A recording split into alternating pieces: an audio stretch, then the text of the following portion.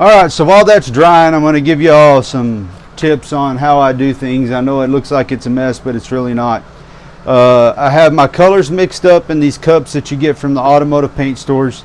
They're ready to go. These are the base colors. Now, once I get the base colors on, then I will start modifying these colors in other cups to get my darker blues, darker reds, lighter reds, and so on. I will use some black mixed with some white to get my grays. Y'all get that part.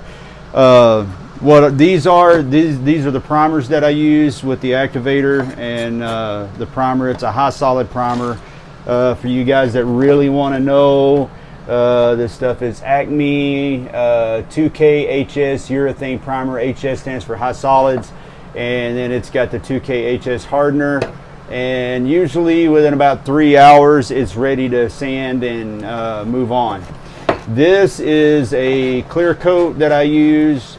I'm trying to get away from nitrocellulose for many reasons. I'm not knocking nitro. I still do it. I love nitro, but it's just, if you've ever worked with nitro and you've ever worked with urethane, as long as you do them properly, there's really no difference. And I've probably started a hell of a debate, but that's how it is. Next thing we're going to go to is my clear finish. This is a Glamour Clear, and it's a 4-to-1 with a 24-hour hardener. This is the one I use most of the time. I'll shoot it, and then I'll let it sit in here, let the temperature get up in my building about 130, which isn't hard in Texas, because right now, this point in time, it's already 102 and it's supposed to be 107. So if I shut the doors, turn off the AC, turn off the exhaust fans, it can get 120, 130 degrees in here pretty damn quick.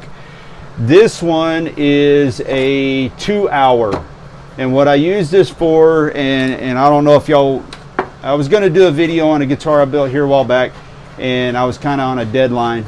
It's the Express Clear, and this is a 2-hour hardener.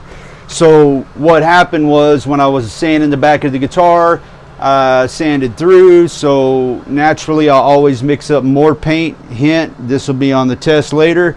You always mix up more than what you need. That way if you sand through, you can color match. And so I had to reshoot that one part. I sanded the whole back down, then I reshot it with the 2-hour clear, let that go for about 10 hours, and then wet sand and buff, and I was back in business. These are just my bulk colors. These are the ones I've mixed. I know I'm jumping around, but I'm thinking about other things in the back of my head. This is the reducer that you use for these, and it's 1-to-1. It makes it easier to spray, and when I get into using the airbrush here in a little while, I'm going to love that, because I got a pretty small tip on my airbrush.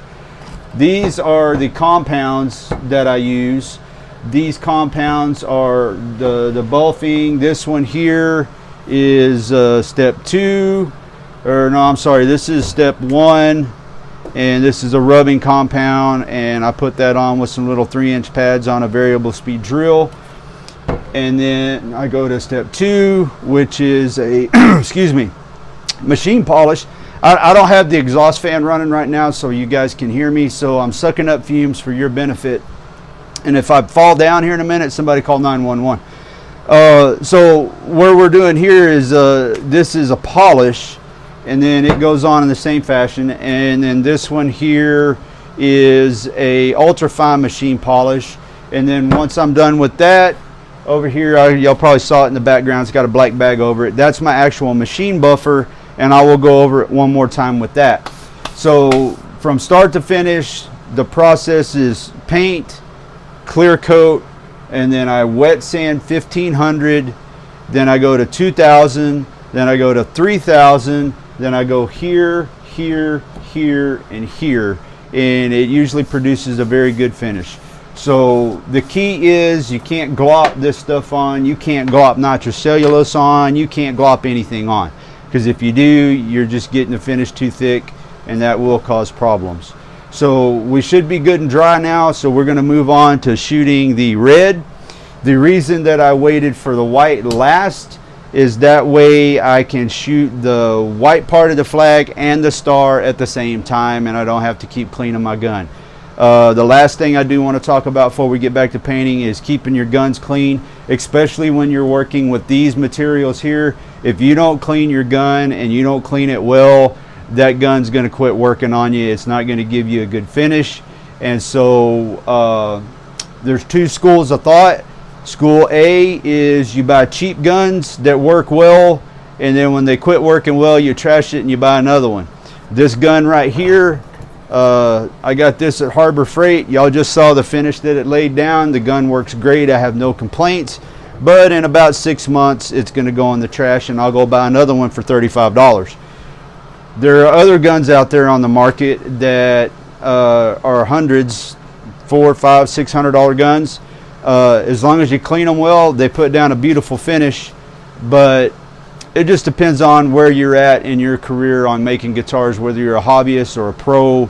I'll watch a guy on YouTube, Texas Toast Guitars. Shout out to the guys there. They do awesome work. They've got this high-end Iwata gun that lays it down perfectly. And I would love to have one, but at this point in time, it's just not going to happen. So I'm going to keep giving Harbor Freight $35 about every 6 months and move on. So let's get back to painting, and we'll move forward.